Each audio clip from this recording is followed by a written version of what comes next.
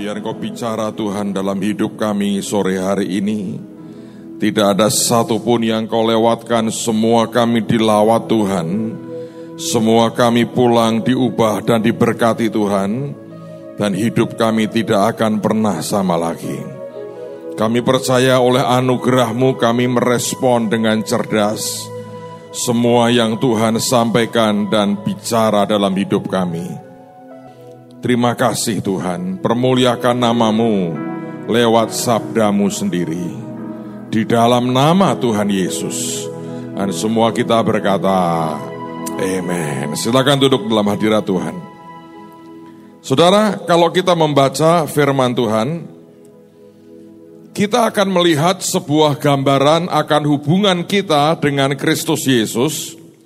Berkali-kali Alkitab menggambarkan itu hubungan antara seorang pria dengan tunangannya yang kelak akan disatukan dalam sebuah pernikahan anak domba. Nah, gambaran ini harus kita fahami dengan baik, maka saudara dan saya akan mengerti apa yang sebenarnya Tuhan sediakan buat kita, dan apa yang kemudian Tuhan ingin kerjakan dalam kehidupan kita sebagai orang percaya. Dengan cepat saya mau ajak melihat beberapa ayat firman Tuhan yang menegaskan inilah sebuah hubungan yang unik sekali antara Tuhan dengan umatnya. Kita lihat di 2 Korintus pasal yang ke-11. Lihat pada ayat yang kedua. 2 Korintus pasal 11 pada ayat yang kedua, Rasul Paulus berkata demikian. Sebab aku cemburu kepada kamu dengan cemburu ilahi. Karena aku telah mempertunangkan kamu kepada satu laki-laki untuk membawa kamu sebagai perawan suci kepada Kristus. Alkitab berkata, aku mempertunangkan kamu. Dan kita mengerti kita dipertunangkan dengan Kristus Yesus. Sekarang mari kita bandingkan dengan Yohanes. Lihat pada Injil Yohanes. Kalau Anda sampai di Injil Yohanes, lihat pada pasal yang ke-14. Kita akan melihat mulai ayat yang pertama sampai dengan ayat yang keempat. Ungkapan yang dikatakan Yesus pun mengacu kepada hubungan yang sangat istimewa itu. Karena Alkitab berkata begini, janganlah gelisah hatimu, percayalah kepada Allah, percayalah juga kepadaku. Di rumah Bapakku banyak tempat tinggal. Jika tidak demikian, tentu aku mengatakannya kepadamu. Sebab aku pergi ke situ untuk menyediakan tempat bagimu. Dan apabila aku telah pergi ke situ dan telah menyediakan tempat bagimu, aku akan datang kembali dan membawa kamu ke tempatku, supaya di tempat di mana aku berada, kamu pun berada. Dan kemana aku pergi, kamu tahu jalan ke situ. Saudara, dengarkan penjelasan saya. Hari ini kita akan melanjutkan apa yang kita telah pelajari minggu lalu tentang lembah raja. Tapi saya ingin mengajak kita melihat satu sisi lain, yaitu roti dan anggur. Kita sudah belajar bagaimana Melkisedek menyambut Abraham di lembah Syawe, yaitu lembah raja, dan dia memberikan kepada Abraham berkat El Elyon, dan memberikan kepada Abraham roti dan anggur, dan Abraham memberikan sebuah reaksi cerdas dengan memberikan 1/10 dari semuanya. Tetapi kita akan melihat hari ini sisi yang agak berbeda. Kalau kita membaca Alkitab, gambaran kita hubungan dengan Kristus digambarkan seperti hubungan seorang pria dengan tunangannya. Dan saya mau cerita akan latar belakang orang Yahudi, budaya Timur Tengah pada waktu itu, yang kalau kita membaca ayat ini kita mengerti sebetulnya apa yang Tuhan katakan sebetulnya mengacu kepada budaya yang berlaku pada waktu itu. Kalau ada seorang pria jatuh cinta dengan seorang wanita, dan dia memutuskan satu hari akan menikah dengan gadis yang dia cintai itu, maka biasanya si pria itu satu hari akan melamar si gadis itu. Dan kemudian ketika itulah dia bawa orang tuanya untuk bicara dengan orang tua daripada gadis itu. Dan mereka menyatakan maksudnya dan tujuannya. Dan disitulah mulai terjadi yang namanya pembicaraan tentang mas kawin. Saya tidak tahu kalau di Indonesia itu apa, tapi di sana itulah namanya mas kawin. Dan mas kawin sebetulnya ada istilah, ada namanya uang susu atau apa, saya nggak tahu lah. Biasanya itu sesuatu yang dibicarakan antara keluarga pria dengan keluarga wanita. Nah, begitu mereka sepakat, deal, mas kawinnya sekian, maka apa yang terjadi? Si pria kemudian menuangkan akan anggur dalam cawan seperti ini, dan kemudian cawan dengan anggur ini ditaruh di depan si gadis yang dia cintai. Dan sampailah kepada titik yang sangat menentukan apakah lamaran mereka mutlak diterima atau tidak. Karena tradisi mengatakan begitu mereka atau gadis ini menyetujui akan semua yang diajukan oleh si pria dan keluarganya, dan dia akhirnya berkata, baiklah aku akan menikah dengan pria ini, maka gadis itu akan mengambil cawan yang berisi anggur dan dia meminumnya. Si pria melihat akan apa yang terjadi dengan hati berdebar-debar sebetulnya. Dia bertanya, apakah semua usahaku dan cintaku selama ini membuahkan hasil atau tidak? Dan begitu si gadis mengatakan, baik, aku akan terima lamaranmu, maka dia ambil cawan ini dan dia minum anggur yang disodorkan di hadapannya. Maka prosesi lamaran selesai dan si pria ini harus kembali ke rumahnya. Untuk apa? Ini yang dikatakan, untuk menyediakan tempat bagi kelak mereka berumah tangga. Si pria kembali dengan orang tuanya, kembali ke rumah orang tuanya, dia bekerja. Dan kemudian ketika dia bekerja, dia menyiapkan rumah buat kelak dia berumah tangga. Selama proses dia menyiapkan rumah itu, bapaknya ini memperhatikan. Dan nanti kelak bapak yang menilai apakah rumahnya sudah siap sehingga anaknya bisa segera menikah atau belum. Anak tidak bisa menentukan sendiri kapan rumahnya siap. Itu semata-mata oleh keputusan dari bapaknya. Maka bapaknya setiap kali akan melihat progres perkembangan daripada pembangunan rumah itu. Dan sampai suatu hari, ketika si ayah melihat bahwa semuanya sudah siap, maka dia akan berkata, nak, sudah siap, engkau boleh menikah. Tanggal sekian, engkau boleh bawa akan mempelai wanitamu, dan engkau masuk ke rumah ini. Maka segera diberitahu kepada mempelai atau tunangannya yang berkata tanggal sekian aku akan datang, cuman biasanya jamnya tidak pernah jelas. Karena seringkali ada 1-2 hal yang membuat jamnya bisa bergeser dan terjadi penundaan atau mungkin percepatan dan jamnya tidak pernah jelas. Itulah proses sebetulnya. Nah, bahkan sebelum hari di mana pernikahan itu ada, selama si pria membangun rumah buat dia dan keluarganya kelak, secara berkala si pria biasanya mengirim banyak bahan-bahan yang ajaib supaya mempelai wanitanya kelak memiliki akan pakaian pengantin yang memadai, yang bagus, bahkan yang wow sekali. Dan dia akan kirim bahan-bahan apapun yang terbaik yang dia bisa kirimkan untuk calon istrinya. Saudara, dari gambaran itulah saya mau beritahu kepada saudara, itulah gambaran kita dengan Tuhan kita. Melkisedek sebenarnya datang kepada Abraham. Saya percaya ada begitu banyak pengertian yang dalam soal ini. Tapi satu di antaranya ini merupakan gambaran sebagaimana Yesus satu hari pada perjamuan yang terakhir. Dia duduk dengan murid-muridnya 12 orang. Dan kemudian setelah mereka makan Paskah, tiba-tiba Alkitab berkata dia mengambil roti, dia memecahkannya, dan dia berkata kepada para muridnya, inilah tubuhku yang dipecahkan bagi kamu.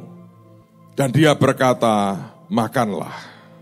Saudara sekalian, ketika Tuhan berkata inilah tubuhku yang dipecahkan bagi kamu, sebenarnya Tuhan sedang mengajukan sebuah lamaran.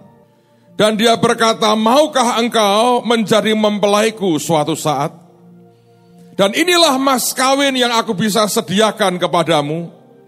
Aku tidak memberikan kepadamu harta, aku tidak memberikan kepadamu logam mulia, tidak kutawarkan kepadamu berlian atau apapun yang dunia punya. Aku menawarkan kepadamu pencipta dari semuanya, yaitu diriku sendiri. Dan dia berkata, sekarang aku tawarkan kepadamu. Aku menyerahkan akan badanku, tubuhku, yang pecah dan dipecahkan untuk kamu. Dan dia berkata, maukah engkau menerimanya? Karena kemudian setelah itu, ternyata para murid memakannya. Dan Tuhan menuangkan anggur, dia berkata, inilah darahku, darah perjanjian baru. Dan dia berkata, dicurahkan bagimu. Dan seperti dia berkata, maukah engkau meminumnya? Dan hari itu, semua muridnya minum akan anggur atau darah perjanjian baru. Mereka berkata, ya aku mau terima engkau. Aku mau terima lamaranmu. Saudara, malam hari ini, ketika nanti Anda makan roti dan anggur, mengapa Tuhan berkata, perbuatlah ini untuk mengingat akan daku? Sebab Tuhan mau berkata kepada semua kita, engkau tidak sendirian, engkau aku miliki. Aku melamar engkau dengan tubuhku yang dipecahkan bagimu. Dan waktu engkau minum anggur itu, Anda harus mengerti, simbol bahwa kita sudah mengiyakan lamaran Tuhan, yang berkata, Tuhan, jadikan aku mempelaimu. Saudara, ini hal besar dalam kehidupan kita. Lalu begitu kita makan roti dan anggur ini, apa yang kemudian terjadi? Tuhan berkata, sekarang aku akan menyediakan tempat bagimu. Dan kalau Anda membaca firman, setelah dia mati, dia bangkit, kemudian dia naik ke surga. Dan itu yang Yohanes 14 katakan, aku akan menyediakan tempat bagimu. Dan itu yang sekarang sedang dikerjakan. Pertanyaannya adalah, dengan bahan apa Tuhan membangun akan rumah buat kita? Saudara, jangan berpikir bahwa itu merupakan sebuah magic words atau perkataan magic yang berkata rumah jadi. Tidak. Kalau Anda memperhatikan dari banyak kesaksian orang-orang yang mengalami melihat surga dalam hidup mereka. Saudara, orang berkata ada yang rumahnya kecil, ada yang rumahnya besar dan sebagainya. Beberapa orang melihat rumahnya belum jadi, hanya fondasinya. Timbul pertanyaan sekarang, dengan bahan apa Yesus membangun akan rumah kita di surga? Saya beritahu saudara, dengan setiap buah roh yang muncul dalam kehidupanmu, dengan setiap ketaatan, dengan setiap cintamu kepadanya, dengan setiap kesabaran, dengan setiap kerendahan hati yang kau tunjukkan, dengan semua reaksi-reaksi benar, ketika apapun sedang melanda akan hidupmu, dengan kata lain, dengan buah roh yang muncul dalam hidupmu, itu membangun akan rumahmu, dan Yesus yang membangun buat kita. Beberapa tahun yang lalu, ada seorang ibu, dan ibu itu sudah dipanggil pulang ke rumah Tuhan beberapa waktu belakangan ini. Ibu ini sebetulnya sudah sangat ingin pulang ke rumah Bapa. Dia seringkali berkata kepada saya kepingin pulang, saya kepingin pulang. Suatu hari Tuhan memberi dia mimpi.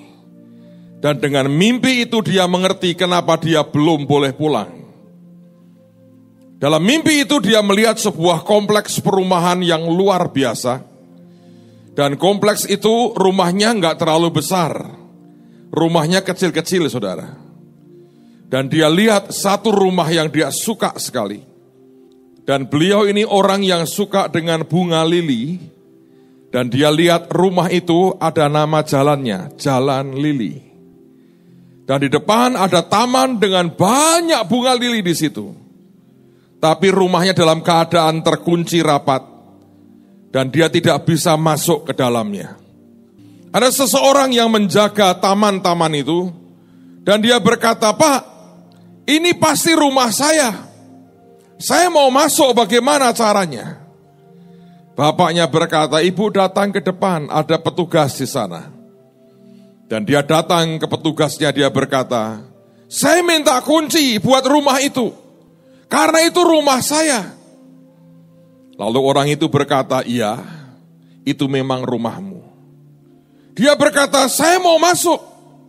Orangnya berkata, "Tidak bisa, sebab rumahmu belum jadi seluruhnya.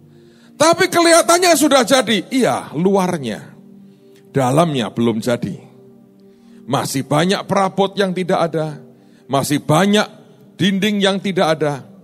Rumahmu masih jauh dari selesai." Lalu kemudian dia berkata, "Mengapa belum selesai rumahku? Apa yang membuat rumahku terhambat selesainya?" Orang ini berkata, "Setiap kali ada tagihan dialamatkan kepadamu untuk kamu bayar, kamu tolak tagihan itu. Setiap kali tagihan dikirim lagi untuk kamu bayar, guna menyelesaikan rumah ini, engkau usir keluar yang nagih." Lalu dia berkata, "Tagihan apa?" Dan mendadak ada seorang pria datang berkata, "Biarkan saya yang bayar buat dia." Tapi orang ini berkata, "Maaf, urusan ini masing-masing, bayar rumahnya masing-masing." Dan kemudian dia terbangun. Ketika terbangun dia bertanya, "Tuhan, apa artinya mimpiku ini?" Dan Tuhan berkata, "Nak, rumahmu memang belum selesai di surga." "Tuhan, tagihan apa yang aku tolak?" Dia berkata, "Pada waktu aku menagih kamu pengampunan, kamu berkata aku belum mau mengampuni. Pada waktu aku menagih kamu bayar dengan kesabaran, kamu memilih untuk meledak marah. Pada waktu aku menagih kamu untuk mengasihi, kamu berkata dia tidak layak dikasihi. Ketika aku menagih akan ketaatan, engkau berkata berulang-ulang tidak dengan yang aku perintahkan kepadamu. Ketika aku menagih kerendahan hati, engkau berkata, aku sudah rendah hati, dan aku tidak akan hidup lebih daripada yang ada sekarang. Dan setiap kali aku menagih engkau dengan sesuatu untuk membangun menyelesaikan rumahmu, engkau tidak pernah membayar dengan baik." Sejak hari itu, hidupnya berubah, saudara. Tiap kali ada sesuatu yang datang dalam hidupnya, dia sadar berkata, tagihan datang. Dan dia bereaksi dengan ajaib sekali. Tiap kali ada sesuatu datang dalam hidupnya, seperti Roh Kudus ingatkan, ini tagihan datang. Saudara, saya berharap tidak ada orang yang mengusir ketika tukang tagihnya Tuhan datang dalam hidupmu. Ketika engkau sedang dikolek akan kesabaranmu, ketika engkau akan diambil kerendahan hatimu, ketika engkau diminta akan kasihmu, semua buah roh dalam hidupmu Tuhan menantikannya. Itu akan membangun, mempercepat apa yang kekasih kita yang namanya Yesus sedang sediakan buat kita. Amen, saudara. Dan beberapa waktu yang lalu, saya pikir baru sekian bulan yang lalu lah, ibu ini dipanggil pulang ke rumah Bapa. Beberapa hari setelah itu, anaknya yang laki-laki diberi mimpi. Dan 2 hari yang lalu atau kemarin malah, si anak ini cerita dengan saya. Suatu hari dia mimpi sesuatu yang tidak pernah dia pikir sebelumnya. Dia lihat sebuah kompleks perumahan. Dan dalam kompleks itu dia lihat ada rumah yang gak terlalu besar, tapi tamannya dan rumahnya bagus. Dan tiba-tiba hatinya tertarik untuk melihat ke satu rumah. Dan rumah itu di depannya begitu banyak bunga lili. Dan ketika dia mengamati di dalam, dia melihat seorang ibu di sana. Dia berkata, ini siapa ya? Kok rasanya aku pernah ngerti orang ini. Ketika dia amati dalam mimpi, dan si ibu ini berpaling ke arah dia. Dia kaget, dia berkata, loh kok mama? Dan kemudian dia terjaga, dia terbangun. Dia berkata, Pak, mama sudah bayar lunas semua. Sekarang rumahnya sudah jadi dan sudah ditempati. Yesus tidak pernah ingkar janji. Dia berkata, aku akan kembali kepada Bapa, menyediakan rumah bagimu. Tapi apa yang bisa membuat dia terus membangun? Ketika setiap kali buah roh diharapkan muncul dalam hidupmu, saudara. Itu yang Tuhan berikan dalam kehidupan kita. Yang percaya katakan amin. Satu hari dia berkata, inilah tubuhku yang dipecahkan bagimu. Dia berkata, aku melamar engkau dengan hidupku sendiri. Aku berikan kepadamu. Waktu kita mengatakan, ya Tuhan, kita minum akan cawan ini. Waktu kita minum anggur, waktu kita minum darah Tuhan, kita berkata, aku terima lamaranmu. Siapa yang bersyukur Anda dilamar oleh Tuhan Yesus dan bukan yang lain. Saudara, kalau Anda bisa mengerti itu, hidupmu sekarang adalah berikan buah roh yang terbaik dari hidup saudara. Mari bereaksi dengan benar, dengan semua yang sebenarnya Tuhan kerjakan dalam kehidupan kita. Itu akan membuat semuanya luar biasa. Nah, sekarang perhatikan saudara.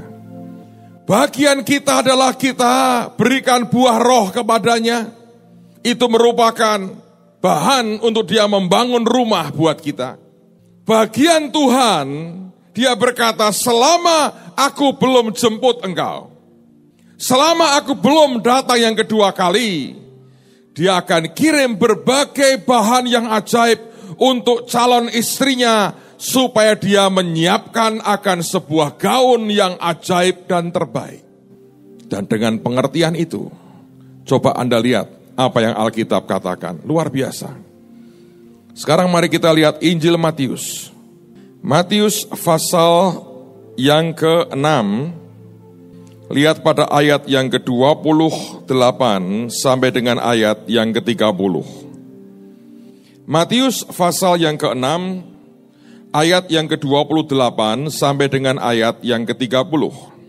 Dan mengapa kamu khawatir akan pakaian?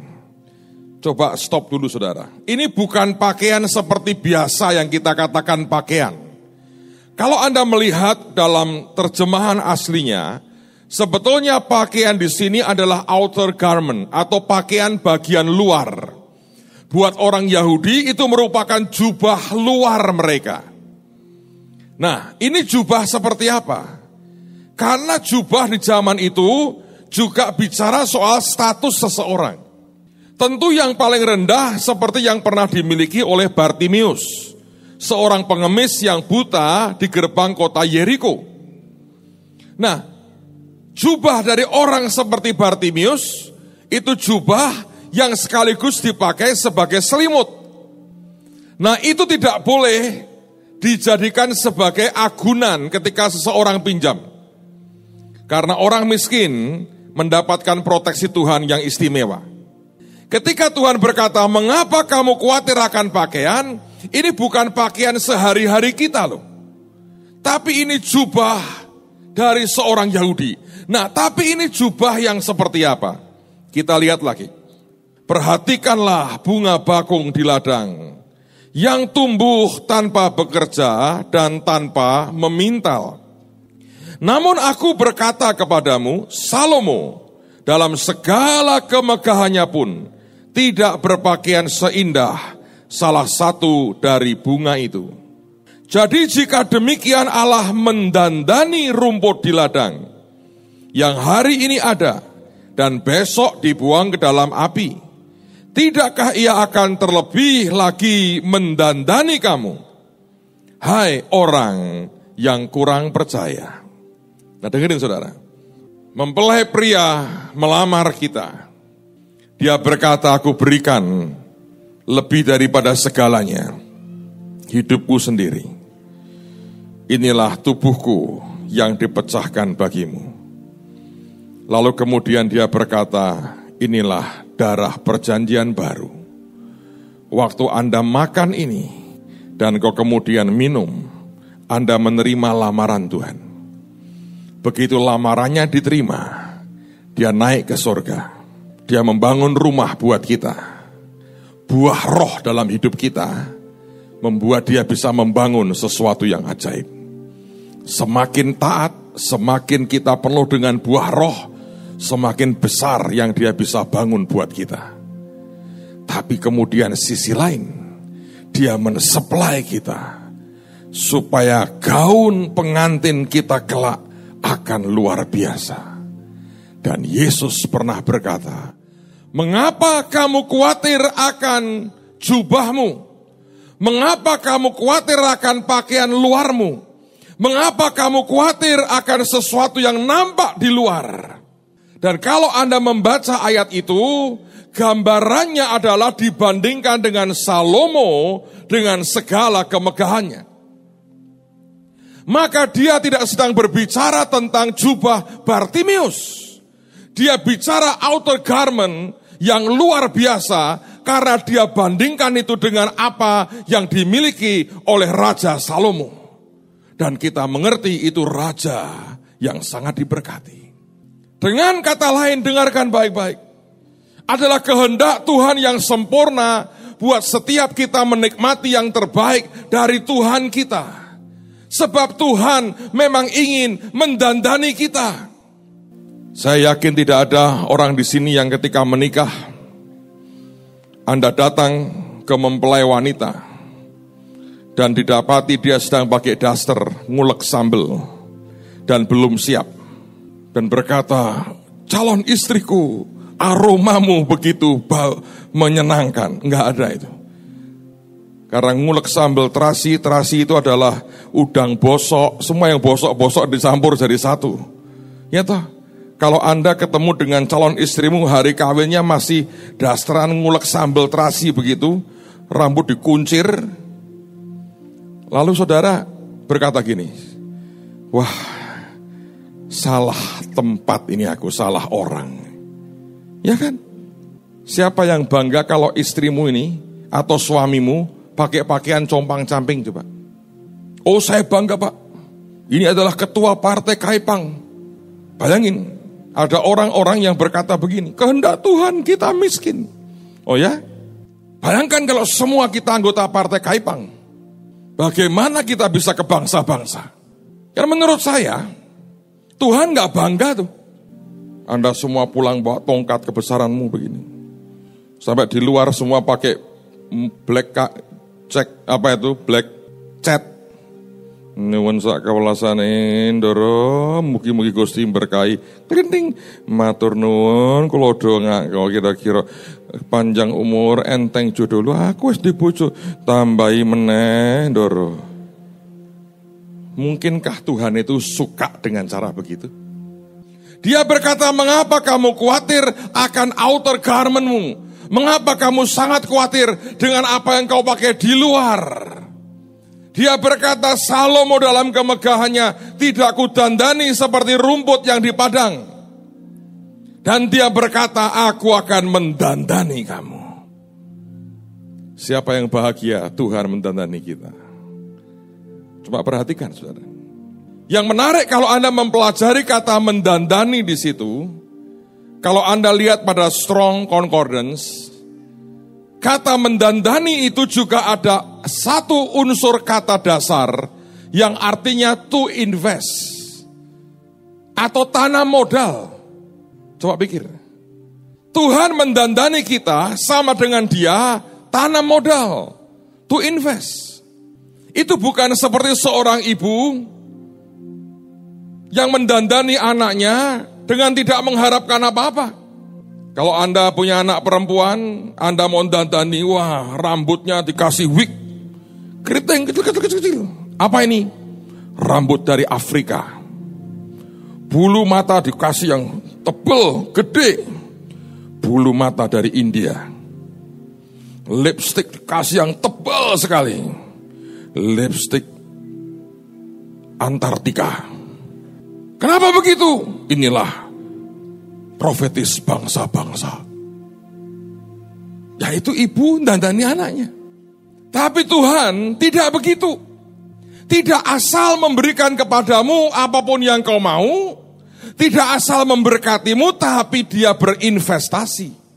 Maka ini yang terjadi. Saya mau tanya, siapa yang ingin didandani Tuhan? Lambaikan tangan. Nah, ini pengertiannya. Tuhan datang dengan pundi-pundi berkat surgawinya.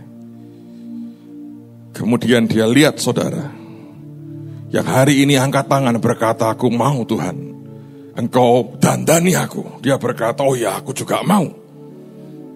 Lalu ketika dia akan memberi, Tuhan tidak berkata begini, ini rambutnya aku model apa ya, pakaiannya seperti apa ya, tidak. Dia akan lihat begini, apakah ini tempat investasi yang baik atau tidak? Kalau aku berikan berkatku kepadanya, aku dapat apa kembalian? Aku diuntungkan apa dengan ini? Atau jangan-jangan aku akan dirugikan? Itu yang dipikiran dan hati Tuhan.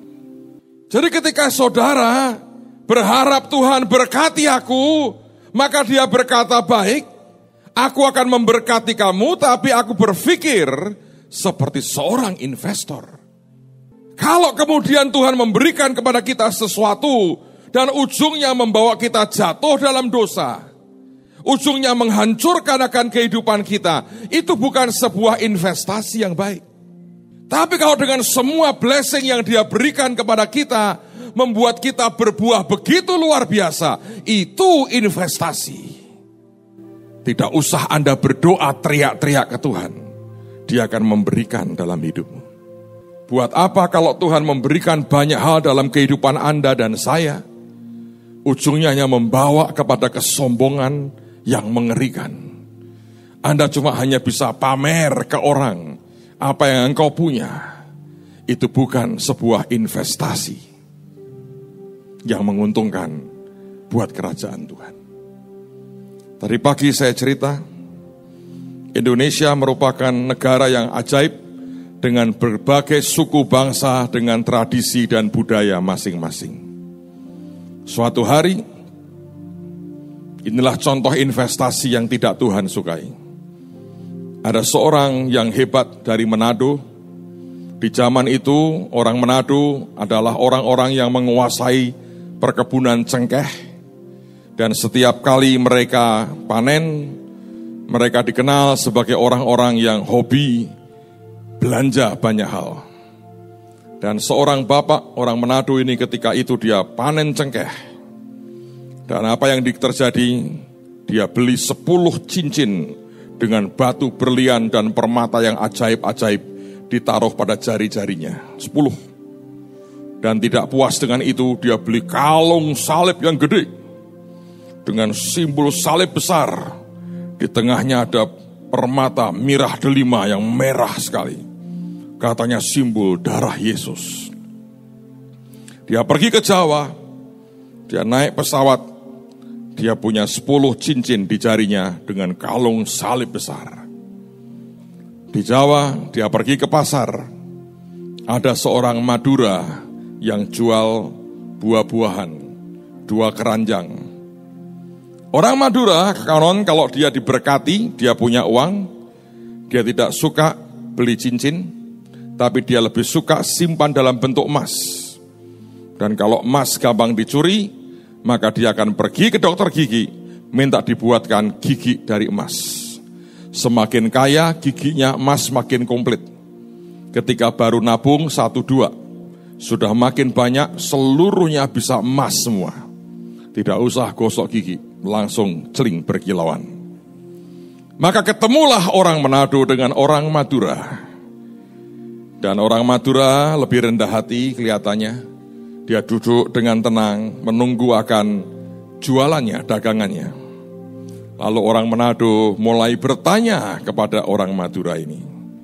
Bapak, buah yang di keranjang ini berapa? Katanya. Dia nggak cukup dengan 1 jari, dia pakai 5 jari. Ini berapa? Si Madura ini ngeliat, tanya cukup 1 nunjukkan bisa. Tapi inilah investasi jelek, saudara. Ini berapa? Supaya lihat kerlap-kelip berliannya itu loh, saudara. Madura berkata, 5.000 mas. Kalau yang ini berapa?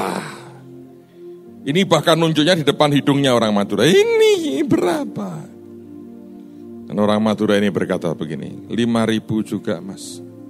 Masih belum puas. Pakai kalungnya. Kalau semua ini berapa? Kan cukup nunjuk gini bisa nih enggak? Ini berapa? Jengkelah si Madura. Apa cuma kamu tak yang punya duit? Dia jawab apa tahu?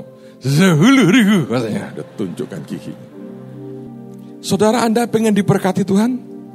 Tapi kalau hanya pamer gigi dan gini, itu bukan investasi yang baik. Yakinkan Tuhan, kalau engkau diberkati, engkau menghasilkan sesuatu yang ajaib buat kerajaannya. Jangan khawatir, saluran air selalu akan basah. Buat Tuhan sih dia happy-happy aja memberkati kita. Iya toh? Nggak masalah kok. Persoalannya adalah apakah saudara ladang investasi yang baik buat seorang investor. Ketika dia berkata, aku mendandani kamu, bukan sekedar membuat hidupmu glamor dalam kemewahan. Apakah kau bisa menunjukkan ke Tuhan, cintamu kepadanya akan jauh lebih, dan engkau bisa memberkati banyak orang dengan semua blessing, dengan semua berkat yang Tuhan sebetulnya sedia berikan buat saudara. Satu hari saya membaca kitab Esther. Kalau Anda membaca Alkitab, gunakanlah minimal sedikit imajinasimu. Nanti Anda akan melihat kekayaan surgawi yang luar biasa. Raja Ahasiweros akan memilih seorang ratu. Dan dia kumpulkan semua gadis yang paling cantik di negaranya. Seorang bernama Hadasah, yang kemudian dipanggil dengan Esther, juga ada satu di antaranya. Bersama-sama dengan gadis-gadis yang lain, minimal setahun mungkin, dia harus dirawat badannya. Diajari banyak hal, digosok, diberi rempah-rempah dalam jangka waktu yang cukup lama. Paling tidak mereka mempersiapkan akan tampilan luarnya supaya kelihatan baik, karena raja berkenan akan bertemu dengan dia, dan raja akan memilih yang mana yang akan dijadikan sebagai ratu. Menurut saya kalau orang cantik dikumpulkan, Anda jejerkan semua, masing-masing punya kecantikan-kecantikan khusus yang berbeda-beda. Dan akan sukar hanya menilai dari tampakan luarnya. Tapi ada satu peristiwa kalau Anda jeli membaca kitab Esther. Dan saya minta di rumah nanti Anda membacanya lagi. Ketika setahun lebih setelah perawatan badannya, tiba saatnya di mana gadis-gadis ini satu persatu akan menghadap Raja Ahasiweros. Maka tempat transit terakhir sebelum dia masuk ke kamar raja adalah kamar atau gudang perbendaraan kekayaan Raja Ahasiweros. Dan saudara, satu persatu mereka masuk ke sana. Dan Alkitab berkata mereka boleh ambil apa saja untuk dikenakan, kemudian dibawa masuk ke kamar raja. Saudara, bagian luar kita dengan gampang dipoles. Bagian dalam itu sebuah pergumulan. Orang Israel pernah keluar dari Mesir, tapi mengeluarkan Mesir dari dalam dirinya tidak mudah.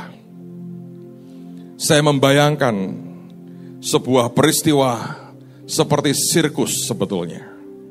Anda bayangkan Anda seorang raja, calon istrimu kontestan pertama, Miss Universe, masuk ke perbendaharaan raja. Dan dia lihat mahkota yang luar biasa gedenya. Seumur hidup belum pernah dia lihat ini. Mungkin ini adalah mahkota miliknya istrinya Goliat. Karena Goliat gede, istrinya pasti gede. Dia punya mahkota gede. Seorang gadis cantik sekali. Badannya sudah dirawat setahun. Lihat mahkota, dia berkata, wah, aku mau mahkota. Dia pakai mahkota yang gede itu. Saudara tahu apa yang terjadi? Dia dibawa masuk ke kamar raja. Dan begitu masuk, raja syok. Karena pegawainya berkata, putri pertama masuk. Pukul gong, bung, dibuka pintunya. Masuklah seorang cantik dengan penampilan aneh. Jalannya begini. Kabotan das. Mahkotanya terlalu berat, saudara. Raja berkata, ini sirkus apa ini? Kalau aku semalam dengan gadis yang begini terus, lama-lama gue ikut-ikutan begini. Bangun pagi tidak segar, kepalaku tengeng semua. Dia bilang, halo, itu pintu keluar, bye-bye. Keluar, saudara. Iya, keluar. Orang kedua, hari berikutnya, cantik juga, masuk ruang perbendaharaan. Lihat gelang renteng, tahu saudara, 300 biji satu. Wah, dulu makku aja kalau pakai satu, itu sudah nyimpennya puluhan tahun, ini 300. Mumpung katanya, dia pasang di sini 300, pasang di sini 300. Siap. Pegawainya berkata, Tuan Raja, putri kedua. Pukul gong, deng, dibuka pintunya. Masuklah dengan gaya monyet. Kabotan, saudara. Raja berkata, ki wingin das tengeng, saiki ketek mlebu. Kira-kira tuh bahasa sehari-harinya, bahasa Persianya gitu. Ki ketek mlebu. Raja berkata, aku ini dicarikan istri atau sirkus? Istri, waduh kok begini? Tunggu yang ketiga besok, top tenan, oke. Yang ketiga, cantik juga. Semuanya sudah siap, masukkan ke gudang raja. Dia kaget, putri ini syok. Lihat sepatu Cinderella dari emas. Solid 5 kilo. Itu sebetulnya dulunya tuh sepatunya berhala. Nah kalau berhala kan bededek tok begini saudara. Ini 5 kilo. Dia bilang, kapan lagi aku duwe sepatu kayak ini? Dia pakai sepatu itu. Sudah siap? Siap. Teriak lagi pegawainya. Putri ketiga. Pukul gong, dang, pintu dibuka. Masuklah hantu Hongkong. Tidak bisa jalan. Raja berkata gini, gulu tengeng, ketek, setan mlebu. Keluar, out. Tiba-tiba yang keempat, raja sudah frustrasi. Ini sirkus semua. Esther datang.